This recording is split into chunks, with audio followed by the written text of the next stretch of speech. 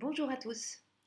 Une vidéo sur les solides et en fait plus particulièrement sur les pyramides. À la demande d'élèves de quatrième, nous avons travaillé les pyramides et après les vacances viendront les cônes. Et nous avons aujourd'hui en fait posé le vocabulaire et réfléchi à ce qu'est une pyramide. Alors dans cette première partie, voyons d'abord la définition d'une pyramide. Ce que je vous montre là, c'est une planche que je trouve très jolie et malheureusement dont j'ai oublié l'origine, de différents solides. Et on retrouve là d'ailleurs ce que les élèves doivent savoir. En sixième, on travaille sur les cubes et les pavés droits. En cinquième, sur les prismes. Vous avez là un prisme droit et un prisme oblique, puis à côté un prisme droit tronqué.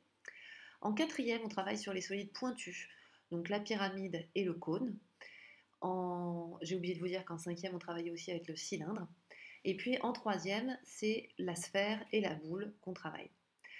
Alors qu'est-ce que c'est qu'une pyramide? Puisqu'aujourd'hui c'est ça qui m'intéresse. Une pyramide, c'est un solide qui est constitué d'une base polygonale et de faces latérales triangulaires. Donc vous avez à la base le polygone que vous voulez. Ça peut être un triangle. Dans ce cas-là, vous allez avoir une pyramide à base triangulaire qui s'appelle aussi un tétraèdre. On verra tout à l'heure comment on peut en fabriquer un très facilement. Si vous avez une base carrée, vous aurez une pyramide à l'égyptienne, une pyramide à base carrée. Mais vous pouvez avoir des pyramides à base octogonale, des pyramides à base que vous voulez, du moment que c'est un polygone. Donc, une figure fermée, tracée à la règle, constituée de segments. Ce qui exclut du coup que le cône soit une pyramide, puisque le cône a une base qui est une base circulaire. Alors profitons-en pour que je vous montre ce petit pliage. J'ai préparé mon pliage, en fait je l'ai révisé avant de vous le remontrer parce que j'avais oublié. Vous avez au départ une feuille A4, vous la pliez en deux, en superposant bien évidemment vos bords, puis vous repliez de sorte de faire en fait une fenêtre. Hop, ma fenêtre s'ouvre. Là j'ai pris une feuille de brouillon, hein, vous avez des choses écrites dessus. Vous marquez bien vos plis parce que c'est comme ça qu'après on obtient un pliage qui est satisfaisant. Voilà.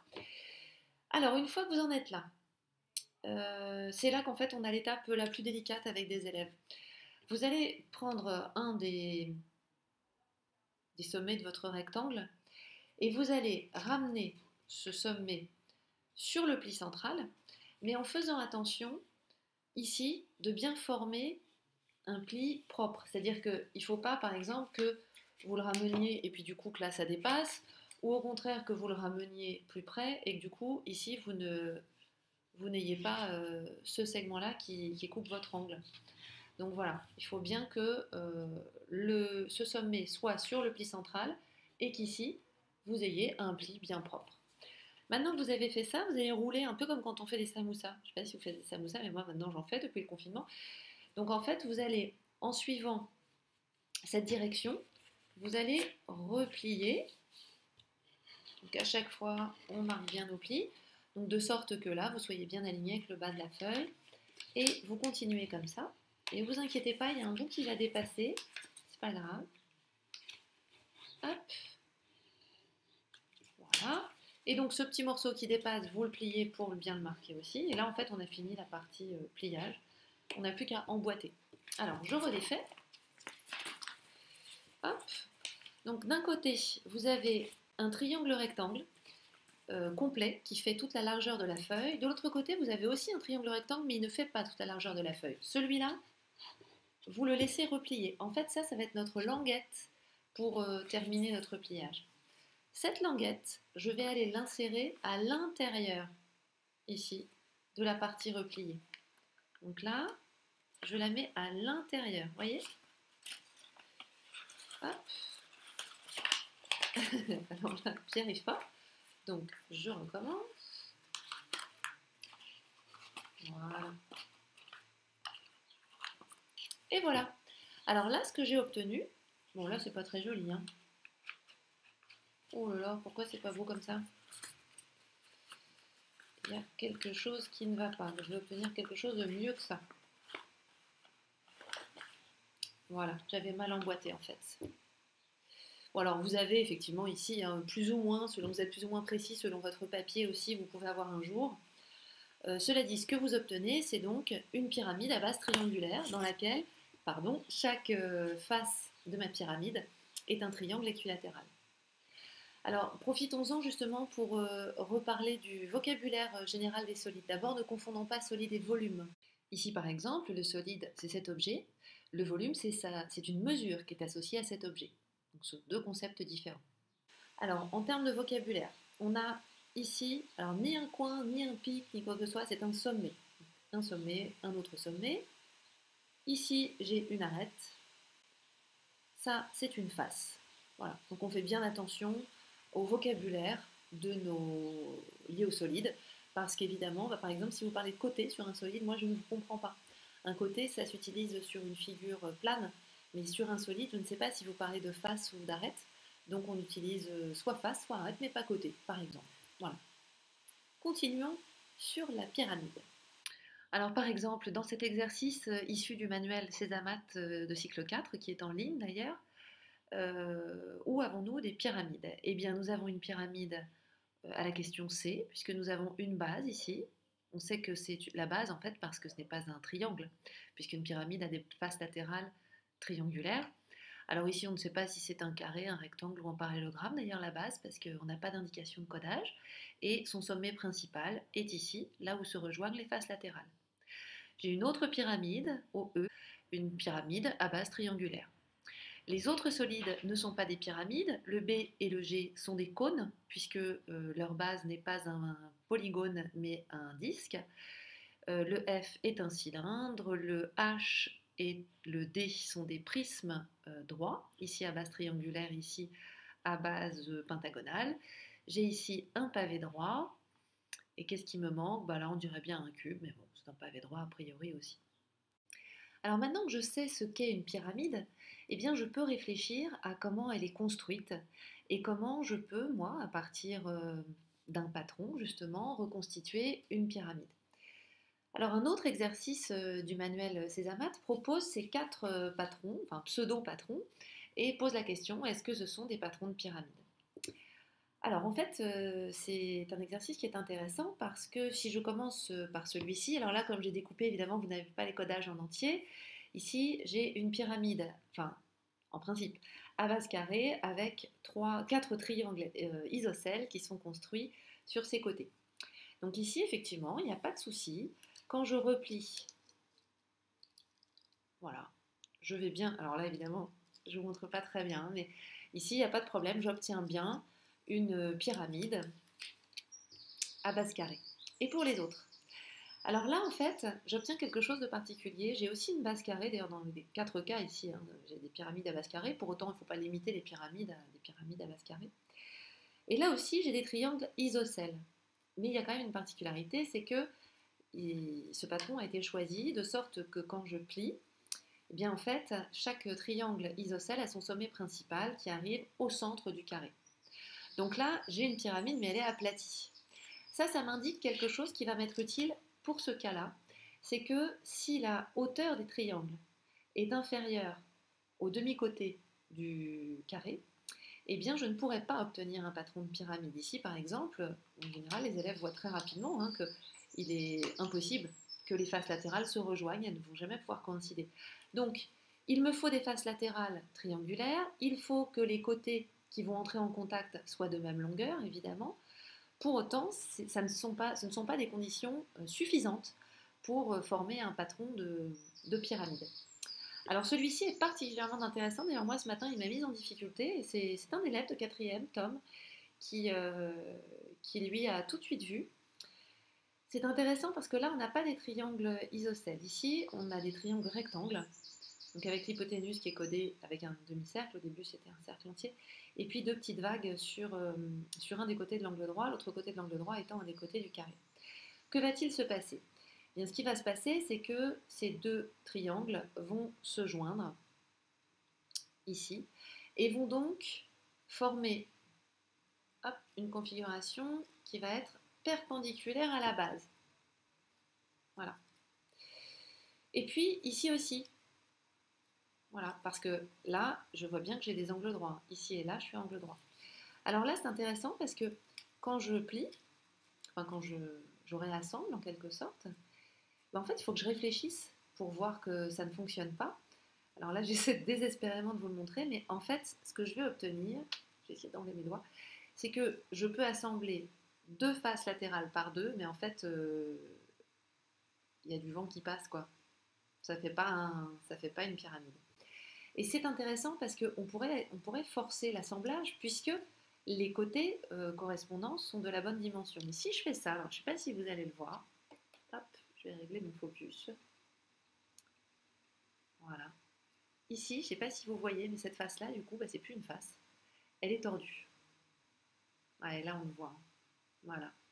Donc, ça peut être beaucoup plus compliqué finalement qu'une première impression ou qu'une perception première de voir si un patron correspond bien à une pyramide.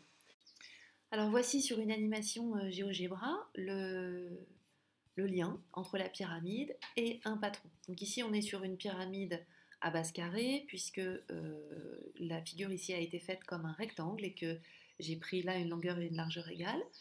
Et puis on a deux caractères ici de paramètres qui sont définis. La distance, le point H en fait, enfin ici c'est pas le point H, la hauteur d'une pyramide, c'est la distance du sommet principal à la base. Donc c'est du coup le plus court chemin, ce qui fait qu'on est à angle droit. Ici on a donc défini la longueur A et la longueur B qui permettent de faire bouger, vous allez voir, le sommet.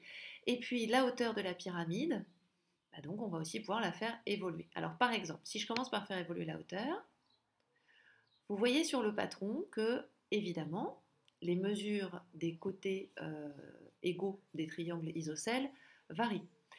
Si je fais varier la base, voilà, hop, on va devenir un rectangle, plus ou moins allongé. Là, évidemment, vous avez également des mesures qui évoluent. Et puis, si je déplace le sommet, alors ça c'est un cas intéressant, vous voyez que le sommet peut aussi ne pas être à l'aplomb de la base de la pyramide. Voilà, et je vais le ramener là, mais je peux évidemment aussi bouger dans l'autre sens. Et le patron, il évolue en fonction. Alors je voudrais juste terminer sur cet autre exercice du manuel Césamat. Ici nous avons 4 pyramides. La 1 est une pyramide à base de quadrilatère. La 2 aussi. La 3 est une pyramide à base triangulaire, donc un tétraèdre. Et la 4 est une pyramide dont la base est un polygone à 6 côtés, c'est-à-dire un hexagone. Dans chacun de ces exemples, le sommet principal de la 1, c'est le point A, de la 2, c'est le point S. Alors, la 3, ici, telle qu'on a représentée, c'est le point D. La 4, pardon, c'est le point E. Les bases, dans la 1, c'est le quadrilatère LTRS. Dans la 2, le quadrilatère ABCD. Dans la 3, tel que là je l'ai présenté, la base est le triangle JKH, et dans la 4, eh bien, c'est l'hexagone AMNOSI.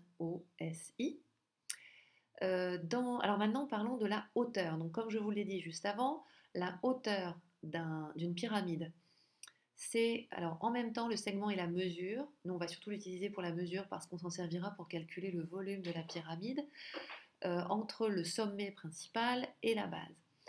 Il faut donc être à angle droit, être orthogonal, donc perpendiculaire à la base, pour que ce soit le plus court chemin et donc la distance. Donc dans le cas 1, c'est le segment AT qui va nous donner la hauteur, puisque vous voyez l'angle droit est codé, c'est pour ça qu'il est codé, sinon on ne pourrait pas répondre.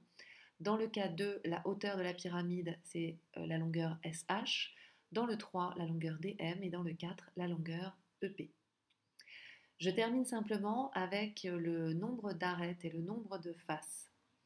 Prenons par exemple la pyramide numéro 2. La pyramide numéro 2 est une pyramide dont la base est un quadrilatère. Elle a donc déjà 4 arêtes qui sont les 4 côtés du quadrilatère. Elle a aussi, ce quadrilatère de base a aussi 4 sommets. Il va donc y avoir 4 arêtes qui vont partir pour former les faces latérales de chacun de ces sommets. Je vais donc avoir en fait 4 plus 4, 2 fois 4, 8 arêtes. Regardons pour le cas numéro 4. Ici, j'ai un hexagone, donc j'ai déjà 6 arêtes qui forment la base. Qu'est-ce que je vais avoir? Et bien, la même chose, c'est-à-dire que j'ai 6 sommets de base, plus le sommet principal évidemment. Donc là, je vais à partir de chaque sommet de la base faire monter en quelque sorte une arête qui va aller jusqu'au sommet principal. Donc je vais faire monter 6 arêtes de plus. Donc en fait, le nombre d'arêtes d'une pyramide, c'est le double du nombre du côté de sa base. Du nombre de côtés de sa base, pardon. Quant au nombre de faces, eh bien, le nombre de faces, il est donné par le nombre de côtés de la base, parce que ça correspond au nombre de faces latérales, plus la base elle-même. Donc dans le 1 et dans le 2, il y a 5 faces, les 4 faces latérales plus le quadrilatère de base. Dans le 3, il y a 4 faces, c'est d'ailleurs pour ça qu'on dit un tétraèdre, tétra c'est 4. On a les 3 faces latérales plus la base. Dans le 4, on a les 6 faces latérales plus la base, donc 7 faces. Voilà pour la pyramide. Alors c'est vrai que c'est beaucoup de choses là. Je vous ai exposé beaucoup de choses d'un coup. On a parlé du vocabulaire, de la définition de la pyramide, du vocabulaire associé au solide en général et à la pyramide en particulier. On a évoqué quelques-unes de ses propriétés. Et puis on a essayé de comprendre comment elle fonctionne. Alors j'ai quelques exercices en plus sur lesquels vous pouvez réfléchir si vous voulez pendant les vacances, que de toute façon je traiterai avec les élèves à la rentrée pour d'une part voir encore mieux mentalement comment la pyramide se constitue, comment elle est construite, et puis aussi pour commencer à réfléchir à quoi en faire, puisque la configuration de la pyramide permet quelques applications assez jolies d'autres notions mathématiques. Par exemple, certaines pyramides permettent l'application du théorème de Pythagore pour faire différents calculs qui se rapportent à des situations concrètes. Voilà.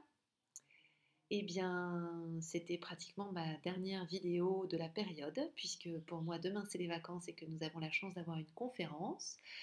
Je vous souhaite donc déjà par avance d'excellentes vacances. À bientôt!